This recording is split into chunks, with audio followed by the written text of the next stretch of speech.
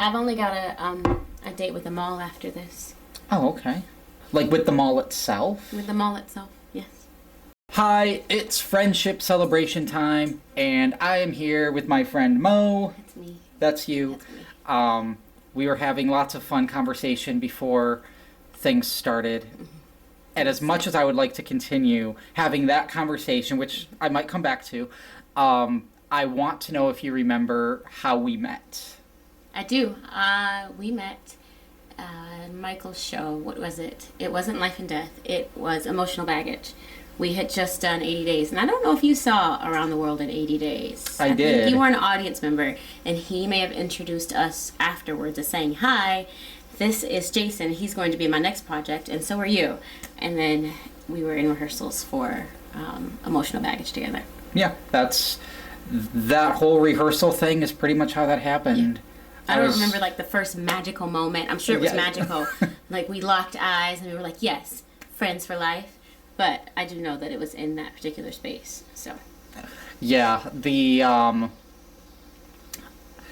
I don't know if you were sad backstage, but I do know that you got to be sad for like 2 months working on it. I did. It was one of the most emotionally taxing roles I've ever done. I had to be sad for months. Mope around a stage. I did. The moping was the hardest part, especially when the rest of you were being funny, and it was like, I know I've got a line coming up, and I know it's supposed to be this big, dramatic sadness, but man, you guys are having so much fun. I think you spent about 8 or so minutes just sitting in the back, weren't you, for part of that? Yes, I did, and and it's just I'm on stage and I'm there, and you can clearly see that I'm there, but I am not all the way there. So, being sad and lonely and alone at the back of the stage while you guys are ranting and raving, and Aaron's flopping around the stage like a lunatic It was taxing on my throat, I will say that. Yes, there was lots of shouting. Yeah. Good show, but I was happy to have done it. And happy to not have done it afterward. Well, see, now what's funny is that since yesterday I had Santi on and he talked about, because I met him at the same time where he was Fear, and now you're sad, so the next episode has to be Aaron. Yeah, like I have to. You have to drag her in here and ask her how it feels to be happy. Right. All day, every day, nonstop. Yeah. Yeah. Even with Aaron's curse of everything that can possibly go wrong for a person can go wrong for Aaron. Yeah. And yet she's still happy. She's still happy about it. She's naturally happy and friendly, so it works into it. Yeah. And, yeah. But yeah, that's definitely how we met. So you also just got a new house. I did get a new house. How did you know? Who told you? It's on the internet. Yeah, I know. It's also the spying thing that happens. Yeah. All my friends are good spies. Hashtag good spies. So with that, I want to know what the weird thing is with it. With the house? Or yeah, now you've not ever said that there's anything weird about it. No, However, there always is. Yeah, every home has a weird thing about it, and I need to know yours. My house was built in 1929, and sometime in the last decade, it was renovated. Sorry, it was renovated, and you can tell it was quite clearly renovated. Like the spaces have been opened up, walls have been knocked out. What used to be, a more closed-off floor plan is opened up, which is great. I love an open floor plan, but I feel like if you're looking at the house from the front, it seems like this big, grand adventure.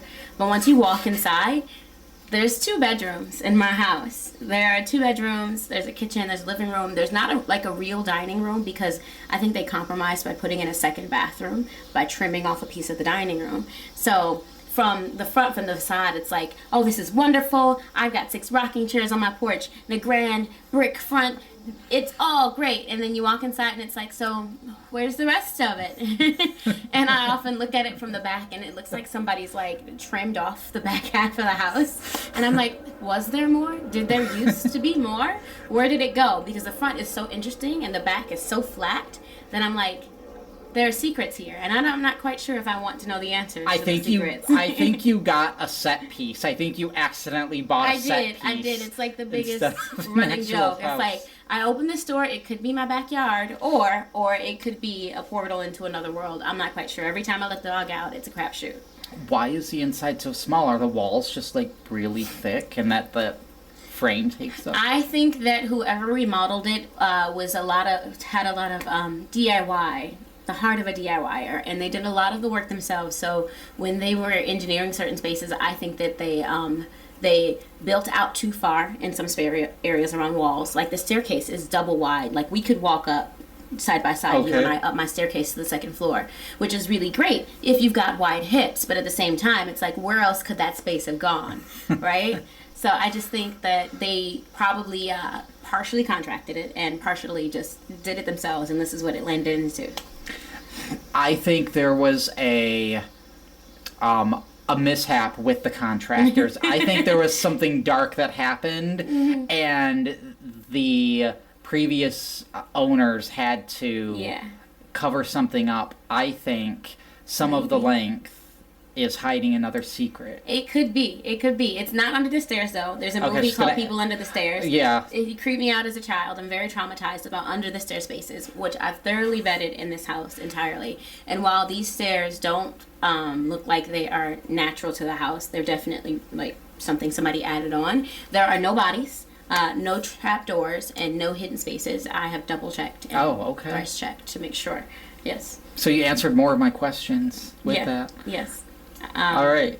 Every nook and every cranny. As soon as I went in there, no surprises here. So then I was going to say with how surprised you were at how the inside was, if you had been so excited about the front of it that you're like, sold, I'm buying it, and then you walked in and like, oh, this is what I bought. Yes. Okay, so fun fact. I bought my house without ever actually physically being in my house before I made the offer. Oh. Yeah, it went on the market while I was out of town. So what they'll do a lot of times in real estate is they'll sort of create interest before, right? They'll put up pictures of the property, and it won't go live until a certain date for you to be able to put an offer in or even to go view the house. So it had been visible for a week, but it wasn't something that you could go and do a tour of or go to an open house for until the day I went out of town for my sister's birthday. And I was like, well, I'm not changing my travel plans. Tickets are very expensive. But I am very interested in like what I've seen online of this house. Like just the front porch alone is enough to have me wanting to go, I need to see more. So my real estate agent, who's a very good friend and has been for years, she was kind enough to go into the house with my brother, and she FaceTimed me as they did a walkthrough on my behalf. And so here's me, my kid, my sister leaned into this tiny phone screen on FaceTime trying to see like all of the bits and pieces of this house. And there was enough of it that I saw that I was at least happy enough to say, yes, this is it. I want to make an offer. There were things I didn't discover until I finally got in there for the inspection to say, oh, okay, this is what this looks like. And that's got to go. But by and large, I'm still happy. Okay. But most people don't buy their houses on FaceTime, and not recommending audience at home. But if you got to do it, you got to do it. The market's tough. What are you going to do? That's cool that you were able to get one, though. Like, I was very surprised when you mentioned that you were getting one. Oh, yeah. What did I do? That was my second offer I'd made. The first one, I learned my lesson because it's very stiff competition out here. So the more things you put into the offer, the more likely you are to get it accepted. And I had been looking for about a month, and I knew I had a time limit of when my lease is up on my rental. Oh, okay. So I'd been looking for a month, and I made the offer on June 18th, and by July 18th, I had closed. That's awesome. Yep. Shifting to something else that I've been meaning to ask you about for around a year now. I knew it. It was a while ago. I had made a post about a song tournament where someone pitted a bunch of They Might Be Giants songs against each other in a tournament, and you had liked that post. That's and it? I need Nobody to else know. did? No, other people did as well. But I was surprised that you did. Are you familiar with They Might Be Giants? I am. I can't name a single song right now on the spot. But you know of them. But I know of They Might Be Giants. I feel like we've discussed this before. I don't quite remember discussing this. Like we might have. What's one of their most popular songs? I mean, they have some children's stuff that's popular, so probably the Mickey Mouse Clubhouse Well, I do songs. love Mickey Mouse But Clubhouse. Yeah. other Birdhouse in Your Soul, a Particle Man, Ship to Nowhere does. They have, I believe, in the past done Istanbul, not Constantinople, Oh, but yes! so there was a version from I think the 50s that a duo did, and then They Might Be Giants covered that. Who does it? Tommy Ryan does it. Tommy Ryan does it whenever he comes to do a set for Ship to Nowhere. He does Istanbul to Constantinople, yeah. but not every time, just sometimes. So that would be yes. I was like, I know that now. Okay, that's good. Yeah. I'm glad I've connected these because I was gonna guess, but there's no way I was gonna get So, my way around to that. Kirk makes it very clear that whenever he talks about that song, that he's talking about the original version and not They yeah. Might Be Giants, but he also messes up their name. Lots of people mess up the band name because it's a weird They band might name. be giants. Who Yeah. knows? There may be giants, there must be giants. And that's like all sorts of names. Yes, Which- he's very particular about his music. Considering that I'm in a band with him, he's like, we've got this version, we've got this version. I'm only doing this version, so listen to this version. I'm like, well, Kurt, you have to listen to the original. If we're going to play the song, you at least have to listen to the original before we steal somebody's copy of it. But that's a whole thing. So just as a fun fact to that, to hammer that point home, so even when songs were redone in the 80s, like when Tiffany was doing, I think We're Alone Now, and Billy Idol was doing Moni Moni, those were both Tommy James songs. And so when Weird Al parodied them, he credited Tommy James and not Tiffany and not Billy Idol, because it was Tommy James who had the song. So There are a lot of songs like yeah. that. People don't know who the original artist Yeah. is. Somebody from like the 1950s, and they never made it big off of it, but somebody covers it, and the next thing you know, boom, it's taken off. And it's like, oh, I love that song. They made it. And if you read the credits, it quite clearly does not say Billy Idol's name. Right. Although I do love Billy Idol. So I'm also curious then, I have a few questions. So what are hobbies and things that you are interested in outside of theater? I have no life outside of theater. That's it. Nothing exists for me in this world outside of theater. Friendships are minuscule in comparison to... no, I'm kidding. Fine, whatever. I was happy with that answer. We kind of ended that question right there. I think that, well, I mean, one of my biggest interests is my friends. You're my friend. Yeah. I've got lots of friends. I spend a lot of time with my friends in karaoke. Okay. I do a lot of karaoke. I do like 2-3 nights a month or Fridays a month. I go do karaoke at a place not too far from here, actually. And I knit twice a year. I used to do it more often, but life. So I'll say twice a year. I knit. I can also crochet. But Are there certain times of year where you're like, it's knitting season, or do you just make sure you find some time? No, there's times where life is more chaotic than others, and I remind myself to sit down and stop and do something else. So I knit, and I've promised people scarves. I keep a running list.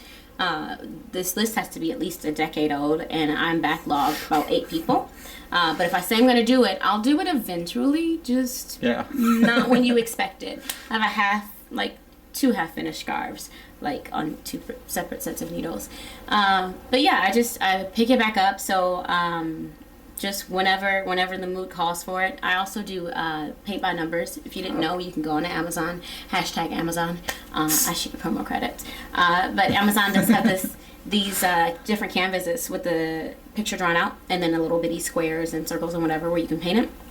So every now and then I am an amateur painter, and I will paint by number within the lines mostly, and the colors they sort of suggested that I use, I put on the canvas. I don't know, walk the dog, I garden. Before I came here, I was late because I was digging up things at the old house and taking them to the new house. And it's actually a lot of work to unroot plants that don't want to be moved. So, Yeah. yes. Baking. I've got a list. I've got a very long list. I can stop now, though. That's good. I have a question. I also read romance novels. Okay, I'm stopping now. Oh yeah, no problem. So with the knitting, how you have fallen a little behind in that, do you ever run into technical issues when you're knitting? Like you're knitting and then just something goes haywire with it? No, so if I spend enough time away from it, I'll often forget, especially if I'm in the middle of a project. Knitting is very precise. It's like math. So you've got certain mathematical equations per row depending on which pattern you're using. So if I have stopped in the middle of a work of a scarf, it takes time to go back and remember where I'm at. Now, there's certain markers you could use and things like that. No, I'm a maverick. I never use them, even though I could save myself lots of trouble. I have to go back and remember where in the pattern it is I stopped, because if I pick up at the wrong location, what should be a zag will wind up being a zig, and I've got to rip all of those stitches out, start over, and pick it back up where it actually starts. So I have done that before. You would be surprised how easy it is to start something facing frontward and then wind up flipping it backwards because you read the pattern from the wrong point forward. Okay. Fun fact about knitting. Yeah. So, sticking with some numbers then, with the paint by numbers, what is the highest number that the paint by numbers has gone up to in your experience? You mean like the number of little paint pots they give me? Or just like when you're painting by numbers, what's the highest number they give listed? you the numbers, so the numbers are based off of like paint color okay. pots. So I feel like maybe 35. And I was very ambitious and I bought a picture of a fox, but it's sort of like in grayscale with this like auburn colored fox. He's so cute, but the background is all grayscale. So when I got the paint in the mail, you can imagine I've got, I don't know, 15 different varieties of like gray, light gray, blue, like this pale dove gray, and it's like, I actually like this. So I've just been mixing it with other colors, but it's fun when there's a rainbow of them. When you've got grayscale, it's like, didn't I just use gray? I definitely just used gray. There was one point where a lot of my clothing was pretty much a grayscale wardrobe. I know, you're coming back to us. Proud of you. What is something that I don't know about you yet that you would like me to know about you? I don't know. I'm fairly open, and I feel like I've told you like my entire life at this point. We've even talked about my family at some point, so you know I'm one of 6. I don't know. Gosh, I should hide more from you to make this easier on myself. Oh, here's the thing, because it's a new thing. Awesome. I recently joined the ranks of the unemployed. Yesterday I quit my job. You can shake my hand now. All right. I know that there were issues going on there, and... Yes, I am unemployed. So what's the plan? I am going to do some more paint by numbers. That's Actually, awesome. I'm going to paint my house first, and then paint by numbers. You should paint numbers on your house. I was going to paint my house numbers, but not numbers on my house. There's a thought. The back is pretty plain. And it's got... Never mind. We'll talk about that later. If it was a house on Sesame Street, there'd be a lot of people wanting to help you with the numbers. Oh my gosh, wouldn't they? I could call those guys, because they're probably not even doing much right now. Yeah, I'm going to paint my house. I'm going to let somebody else do all the other things, like fixing the flooring and doing plumbing things and whatever else getting it the is. ghosts out. Yes, getting the ghosts out and whatever bodies are buried, if they so choose. No pressure there. I am going to decompress. I'm going to figure out how to relax and not check my phone every 5 minutes, because it's been 11 years that I've been employed by that organization, and so it's a habit to pick up my phone, check my Outlook, check my Teams, check every alert and every message. Even if it's a Saturday, I check it just in case something might have slipped through the cracks. So I might just figure out how to turn off finally, and then I will go and get another job somewhere else. Someone will make me an offer that I can't refuse, and I will go be reemployed again. See, I need to take all the people that don't want to be at their job and say, hey, work with me. And I can't pay you yet. You can't pay us. But I promise you that when I can, I will. Yeah, well, I'll just live in my ghost-riddled house to save on costs and become a commune of people working out of a 2-bedroom house. Yes, let's do it. Communes are popular. A lot of people talk about loving communes. Yeah, usually the people in them, and sometimes they turn into things that they shouldn't, but yes. Well, that's a few. You just have to make sure you aren't bringing a cult leader in. Yes. Mm-hmm. As long as you just have a whole commune of followers, no one's going to get out of hand. I don't know. I'm not much of a follower. You want a commune of leaders? I think I want a commune of decision makers. You don't have to lead, I don't have to follow, but you need to be able to make a decision. That's what I want. That's been a problem I need to work on. Not making decisions, but making decisions without discussing those decisions with yourself? people Oh. who those decisions may impact. I'm like, I can make a decision. Boom, decision made. And it becomes an issue. I mean, at least you made a decision, Yeah. right? I do it all the time. I bought a house, and I kind of ask my kids ideas, like, if do you, okay, right, I'm going to buy this one, right? And while I value her opinion, I still have to buy a house, and I still have to pay for it. Yeah. So, I mean, I guess there's like primary decision making and all the secondary stuff. Like, I got you a house, I got you a room. What color you want to paint the wall? You can paint the wall. But, yeah, I don't know. I just do stuff, and then I ask for forgiveness later. Make a decision. So I'm also curious about your experience with video games. Oh, video games.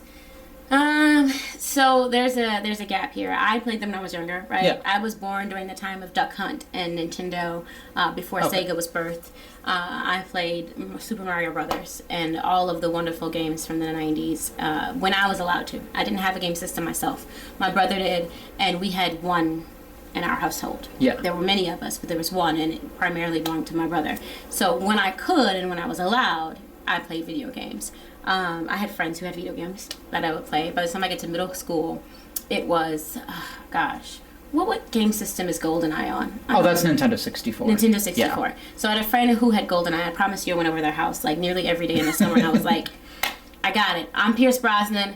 I'm going to play GoldenEye. I'm going to win this time. That's like one first-person shooter game that I can remember actually playing besides Duck Hunt that I enjoyed. Other than that, the other ones went by in a blur.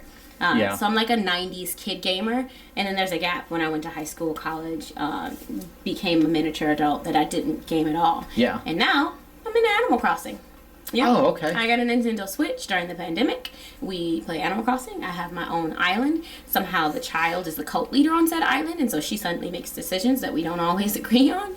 So you just show up to your island and there's a and new she's put up a wall. garden or... She's put up a wall where there should definitely be a path, and then I go and knock said wall down and relay the path, and lo and behold, there's something else there the next day. But what else? It's fine. She's invited strange people to your She's island. invited strange people. She keeps yelling at me that I'm leaving things around the island. Like, oh, you have to clean it up. Our star rating has gone down, and people aren't going to want to visit our island if you don't clean it up. And I'm like, but they're topiaries. They're supposed to be outside. Please, stop getting rid of my... I spent a lot of time building those. Don't get me started. At any rate, I play Animal Crossings, and then we just dance. We definitely just dance in front of our TV. But that's about as much gaming as I get into now. Okay. Yeah. Yeah, I was curious about that, so that's good to know. When computers were born, I did play computer games too. Okay. Yeah. What was something you liked on the computer? You ever heard of Stick Death? Very. I think like the title Stick Death sounds familiar. So I used to love, and it's not really a game, but it's like it was on a gaming site at some point. But it's about a stick figure. Yeah. And they would spin.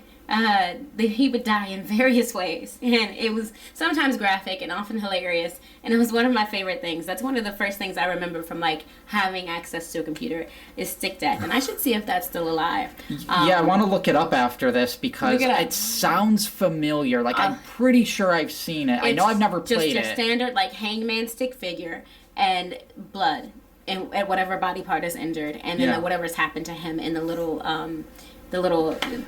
comic strip of his life that day. But I liked word games a lot. Like if there was crossword puzzles or word up or like whatever those kinds of things, I'm all for that kind of thing. So I don't know if your school had a computer that had some educational type games on it when you would be able to like finish your work and then you'd be able to go at the computer or whatever. But there were a couple that I enjoyed. One of them was pretty much just a Wheel of Fortune style thing. So did you win? Sometimes, yeah. Did I let you win? My friends always let me win at stuff because they're like, he's not going to do it otherwise. He's not going to get it. Yeah. There was one game that was really fun, and they've made other versions of this in different browsers because it's one of those where the program asks you, it's like a guess the animal thing. So is it a mammal? So it's a bunch of yes/no questions, and then you would type yes or no, and then it would store in the database all of these questions, and if you, let's say the animal was a penguin, and for some reason the computer could not guess, they guessed the wrong bird or something. Oh, I see. You have the answer, and it's trying. Yeah, okay. and then it's trying to guess it. So then, if it doesn't get the animal right, then you type, it asks, what question should I ask to Solve know? it. Yes. Okay. And so then you enter it in, and then it would be stored just in that. So anyone else who tried to stump the computer, that would now be in its memory as an option. And I used to go through our computer in 4th grade and list a bunch of the enemies from Mario games as things for it to guess in the database. Who was the big turtle looking Bowser? Yes, Yeah. Bowser. Yeah, so I'm imagining he's in there now for life in a system somewhere that some other 4th graders trying to solve. Yeah, there was, I did a lot of Mario 2 enemies, because I was playing a lot of Mario 2 at the time, so it's like Bezo and Shy Guy and all those I know kinds none of those. all those sorts I of might things. know their pictures. I don't know their Yeah, I names. think you'd know their pictures. Yeah. Some I'm of them. a big Yoshi fan, though. Oh, okay. Yeah. A lot of people love Yoshi. Oh, he's so cute. There is a friend. Do you know PJ? PJ Salins, who was in Moon Over Buffalo with. I don't know, the name That's sounds it. familiar, so I probably Facebook know PJ, but I don't know if I in person know Okay, PJ. so there was this joke because PJ was pregnant while we were doing Moon Over Buffalo, and I kept joking that she was going to name her child Yoshi, and every time she walked by, I'd ask how baby Yoshi's doing and stuff like that. And so I'm not sure if she didn't, but I'm not sure if she's ever going to let me around her child because she knows I'm going to call him Yoshi when I have people who do that. because I'm like, no, he's Yoshi. He will always be Yoshi. It's okay. I'm sure at some point you'll meet said child, whatever they're named, and you'll say, "Hey Yoshi," and they'll look at you like you're crazy. But the mom will cherish these memories. They do. Well, see, my child, Phoenix, before she was named, and I didn't come up with her name till maybe 3 weeks before she was born. But people were always asking. It's a big thing to ask a pregnant woman. How far along are you? Yeah, Oh, right. what kind of baby are you going to have? What are you going to name the baby? And it's a lot of pressure to have a name unless you're one of those people who's like known since they were 6. Oh, I'm going to name my baby Erica, and Erica's going to be beautiful, and that's my baby's name. I did not. I had no plans. All of my names when I was younger were named after desert locations like Mojave or something. And I was like, I'm not actually going to name a baby Mojave. But it took me that long in pregnancy to come up with a name because me and my husband at the time were like, oh, I like this, you like that. Nope, you can't. I'm like, okay, fine. So whenever people would ask, I say, okay, her name is Britannica. Like, because I just got tired of not having an answer. And they'd be like, oh, you mean because she's going to be so smart just like you? And I'm like, yep, that's exactly it. So now when people meet her, and she'll be 10 soon, they're like, oh, it's little Britannica. How's she doing? I'm like, she's good. And she has no idea. And they don't make Encyclopedia Britannicas like they used to. But, yeah, I'm like, she'll be fine. It's not a horrible name. See, I was named years before I was born. I was one of those where my mom's like, my firstborn son will be named Jason. And he should be called Jason. Yes, It's very it was biblical. a prophecy Yeah. that I fulfilled. Yeah. So Are you living up to your namesake? I do not have a team of Argonauts, so no. I have not killed anyone at a camp. I am a disappointment to Jasons everywhere. Like, everything you expected Jason to be, I'm not that. Are you a lightning thief? Because you could always change your name to Percy. I have not stolen the lightning. I am not guilty. This is a lot of... maybe... And Veronica, maybe? You ask good questions. You could be a Veronica. I think that a lot of people just instinctively call me Jeremy. So maybe I'm a Jeremy. Okay. I don't know. Secret here, Jason. Not a secret. Spoiler alert. After this moment, it'll never be a secret again. I quite frequently forget your name. Don't worry about it. I forget everybody's Do you call name. me Daniel? No, I don't. That's my twin brother's name. That's why. I No, asked that. I don't... maybe once I've met. Have I? I don't know. No. Doesn't matter. But I forget most people's names. I know your faces. I know I love you. I know that I'm happy to be with you or whoever my friends are. But in the last 5 years, I've got this memory gap where I can't put names on to things. So I either give people nicknames or I just don't say your name. So am I the don't say your name, or do you have a nickname for me that I should be knowing about? I never gave you a nickname, but I can always picture the letter J. So I go down a list of popular James. I know it's a popular name and it's common, and it starts with the letter J. So I just go down a list and a list and a list, and it's the most frustrating thing in the world if I'm trying to tag you and I'm like, gotta tag. Brain won't let me say it. What's the name? And so I just go down all the J names in my friends list, and I'm like, it's Jason. It's Jason. I'm tagging Jason. Jason, hey. Have you ever given me a hey you when? No, I don't even say you because that's a dead giveaway. Oh, okay. In my being a master of my craft, I'm aware that saying you is a placeholder for you person whose name I don't quite recall. So I just say, hey. Right. Good to see you. Hey, how's it going? Yeah, but I'll never do that again now that I've said it so many times back to back. But also, don't take it personally. I forget my own child's name. So you must be very happy then when you are playing word games and the rule is, oh yeah, you can't use people's names. You're like, good, I don't know names anyway. No, I really don't. Or when I do murder mystery sometimes, they're like, oh, you can't use real names. I'm like, that's wonderful because I don't know any of your real names. That works for me. So even though we are getting close to wrapping up, I am very curious about, you said you read romance novels. I do, yeah. And what is a quick summary of the most interesting situation you have found the people to get themselves into, or not necessarily the most interesting, but a standout interesting situation in a romance novel? Standout interesting situation. I don't know. I'm a fan of the classic sort of meet cute, like, oh my god, the elevator stops. I'm a fan of those, even though you know what's going to happen. Gosh, I've read way too many romance novels. Some of them are complete garbage, and I don't recommend ever rereading. But I don't know. I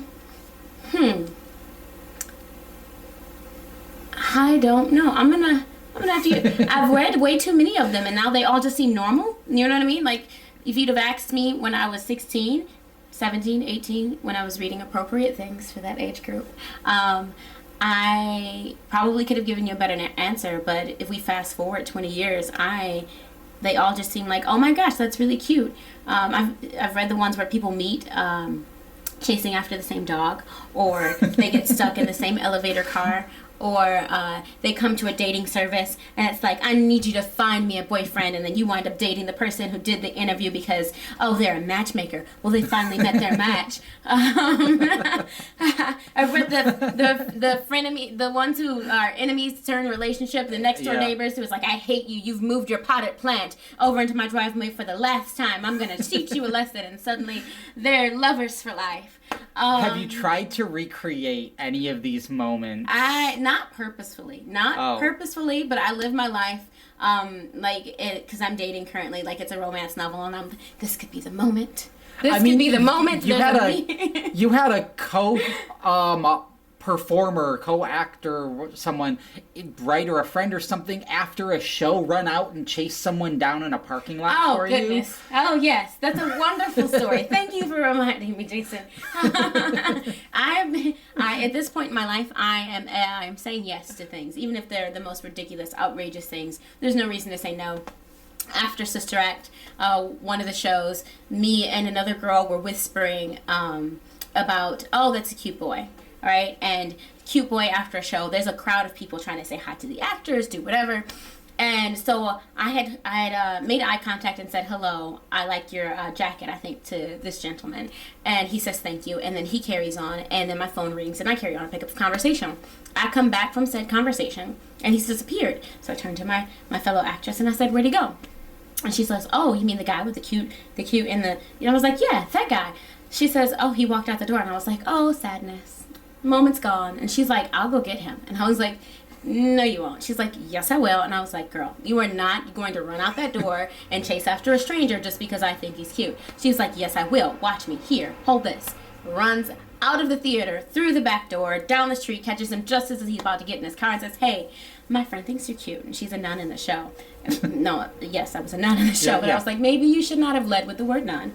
What did it all boil down to? Guy comes back. I talked to said guy. He's very nice. We do go on a date. Does not go anywhere past that date, though. We're friends. We're going to be good friends. He's a very nice guy. Oh, okay. But it was a very wonderful moment, and A++ job as a wing woman. Yes. Lauren, if you're out there, A++ job. You can come with me clubbing anytime you'd like. Yeah.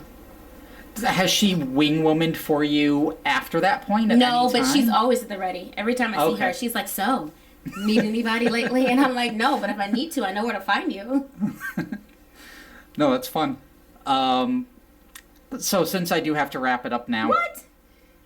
Unfortunately. Okay, fine. So I'm gonna ask then how I said 4 out of the 5 people when we ended said, wow, that was a lot faster than I thought it was. Where do you fall in that? Do you feel like it went by faster than you Yeah, we expected? just started. Although I feel like we've covered a lot of content. We just started. Yeah. I could talk for days, as you well know. I feel like anybody who's volunteered to come do this with you is probably used to talking a lot and has just been waiting for the moment to talk too much. And since I'm not unemployed, call me anytime you want to talk, because I'm not talking to anybody else. That's right. I can, if Players Guild approves, I think their meeting is it might be next week, to approve my unscripted play. It's a 2-act play. Unscripted 2-act yes, play. unscripted 2-act play that I will be directing and producing. Oh boy, Jason. If they approve of it, they vote on it soon. I would suggest with your free time, come on down. Come on down and check it out. Yeah, I'll come check it out. Audition for that. I think you'd have a fun time. Oh, I don't know. I'll see if I can pencil you in. You know, I'll be yachting or at the mall, malling, or That's right. You get to breeze. hang out at the mall now during the day when everyone's at school. Yeah, I'll see if I can pencil you in. Living life of a jet setter's hard. And see, now next time I'm going to have to ask you more about the mall stuff that we didn't get to talk about, that we were discussing prior. Yeah. But here's the thing. The camera was rolling at that point, so I'm able to take at least a clip of that and put it in the little beginning before the show starts. Yes, that could be my promo. Your little... things I do in the mall and what the mall does to me. Yes. And now I would like you to finish the sentence that starts with Jason as your friend, and then finish it however you'd like. Jason as your friend, I appreciate you, and I value our friendship, and I am happy for you when you take care of you. This got very deep and very serious. So continue taking care of you. Okay. Be thoughtful about how you use your time and how you spend your day and what you invest and exhaust yourself with. Because as a currently unemployed person, I can tell you how freeing it is to sometimes have nothing to do. I don't know if I've never had nothing to do. It's glorious and scary all at the same time. Oh, I'm back to 2 jobs in September. Oh my goodness. Yeah, and you're at 0 jobs. I'm at 0. You're at 0. I was at 0 for a long time because I was on Social Security. So for 7 years, I was in your position where it's like, yeah, my bills are paid and I don't have a job. I don't really do much outside of that because it's just met my needs. Yeah, you just take a sword and right through that and jumped back into the job force. Yeah, and now I get to go see plays. Yeah, or produce, direct, write, and unscript them. Yeah, that's not a big undertaking. Everybody does that. I'm going to do it next week. No, I'm not. Stop laughing. You're just going to go to the mall. I'm going to the mall. All right. That's the show. I will cut it off at some point. That's the show. That's it. That's the show, people. Bye. Thank you so much for stopping. I've got this part. Thank you so much for stopping by to watch this interview with my friend, Jason. It is Jason, right? It's Jason. And I appreciate you. Let's be friends, too, but only if you're a nice person. Only like nice people. Or really quirky people who are sometimes nice. Okay. This is Mo signing off. Ta-ta for now. Say bye, Jason. Okay. Goodbye. We're making some changes around Edits here, even though I've only watched half of 2 episodes.